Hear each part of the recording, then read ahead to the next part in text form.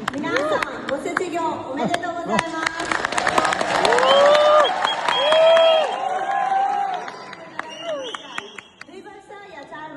कठिन परिश्रम पछिको यो दिनको सबैलाई हार्दिक शुभकामना व्यक्त गर्न चाहन्छु।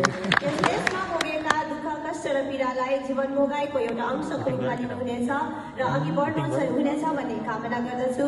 विद्यालयसँग जोडिएका मिठा नमिठा पलहरूलाई साथमा लिएर र मैले मेरो जिम्मेवारी पूरा गर्ने क्रममा केही कमजोरीहरू भएको भए क्षमा चाहन्छु र यहाँहरूको आगामी दिनहरू शुभ होस् भन्ने कामनाका साथै र आजको दिनमा तपाईहरुको सम्झनाको रूपमा सुन्दर तस्बिरहरू लिने प्रयास सेन्सेहरूले गर्दै हुनुहुन्छ। त्यसको लागि तपाईहरुको मिठो मुस्कानका साथ धैर्य धारणा गरी अन्तिमसम्म बसिदिनुहुनु भन्ने अनुरोध गर्दछु। होन्जिजुवा गोसुजुग्यो ओमेदेतो गोजाइमासु।